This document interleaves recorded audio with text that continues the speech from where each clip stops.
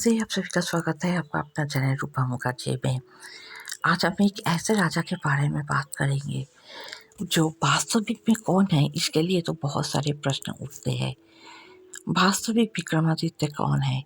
मिथक और किंवदंती के पीछे एक सफल गुप्त सम्राट की कहानी छुपी है।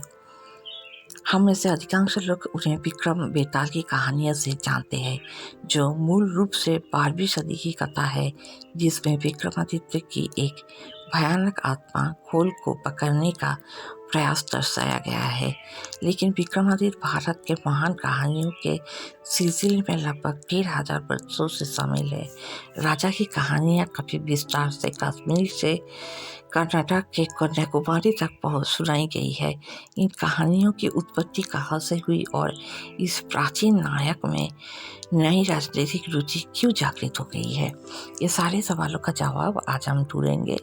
लेकिन उससे पहले आप लोगों से भी निवेदन है, वीडियो अच्छा लगे तो लाइक शेयर कमेंट ज़रूर कीजिएगा। चैनल को सब्सक्राइब करके मेरे साथ बने रहिएगा नए नए अपडेट्स पाने के लिए। साहित्यकार सामान्य मानते हैं कि विक्रमादित्य नाम केवल एक ही शासक से आ सकता है। गंगा नदी के किनारे चंद्रगुप्त द्वितीय लगभग 375 से 415 ईस्वी उनके नाम से ही जुड़ी हुई है। 4वीं सदी ईस्वी में उपमहाद्वीप पर सबसे प्रभावशाली शासक चंद्रगुप्त द्वितीय सबसे शक्तिशाली व्यक्तियों में से एक था।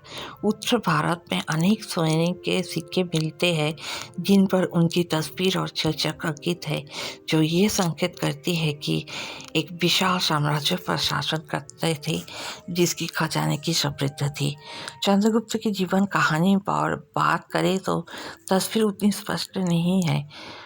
नवलित संजीव कुमार ने सर्वाधिक ठोस साक्ष्य सिक्कों का संकलन गुप्त साम्राज्य के खजाने नामक पुस्तक में किया है।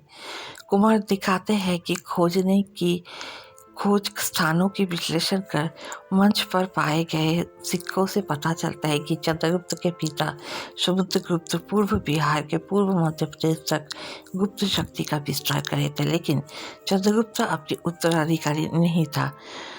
उज्जैन का क्षेत्र, जो उस समय उत्तर भारत का सबसे सांस्कृतिक शहर था, का राजा का रामगुप्त पिता के निधन के बाद रामगुप्त ने शीघ्र ही साम्राज्य के मुख्य क्षेत्र पर कब्जा कर लिया और उनके सिक्के जारी किए, लेकिन ये 2-3 साल में ही ऐतिहासिक पाठ्यक्रम से गायब हो गए। इन सिक्कों का स्थान चंद्रगुप्त के सिक्के से लेते हैं। कुछ संकेत देवी चंद्रगुप्तम नामक संस्कृत नाटक से आती है, जो लगभग 200 वर्षों के बाद लिखा गया था।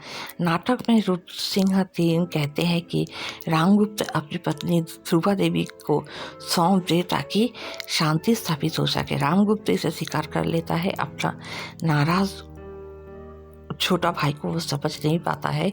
चंद्रगुप्त इस अपमान का बदला लेने का फैसला करता है और खुद को रानी के वेश में डालकर शक के शिविर में घुस जाता है और राजा का हत्या कर देता है। विजयी होकर लौटते हैं पर रामगुप्त का भी वध कर देता है, सिंहासन ग्रहण करता है और अपनी पूर्वी सारी ध्रुवा देवी से विवाह कर लेती है। वास्तव में चंद्रगुप्त द्वितीय के पास ध्रुवा देवी नाम की रानी थी। उसने वास्तव में वंशियों को हराया और विजय प्राप्त की, लेकिन उसने ये सब अपने राज्य के समाप्ति पर किया, शुरुआत में नहीं। उसके भाई रामगुप्त को शक से नहीं हराया था।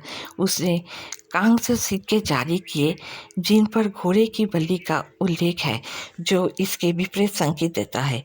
गुप्त काल के अधिकांश विद्वान, जिनमें SR गोयल और के छपलियान शामिल है, मानते हैं कि देवी चंद्रगुप्त संभवत भाइयों की अपनी आपसी कहानी की आधारिक व्याख्या हो सकती है, यानी ये चंद्रगुप्त की व्याख्या है। यह चंद्रगुप्त के एक राजा के रूप में सफलता को कम नहीं करता है। उसकी शक वंशियों के विजय ने गुप्त शक्ति को भारत के पश्चिम तट से पूर्व तक फैलाया, जिससे अंतर्राष्ट्रीय व्यापार फल फूल गया। चंद्रगुप्त द्वितीय के लगभग 1 सदी के बाद उसके वंशज उत्तरी भारत पर प्रभुत्व रखने लगे। कैसा लगा आज का वीडियो बताइएगा ज़रूर कमेंट्स के जरिए।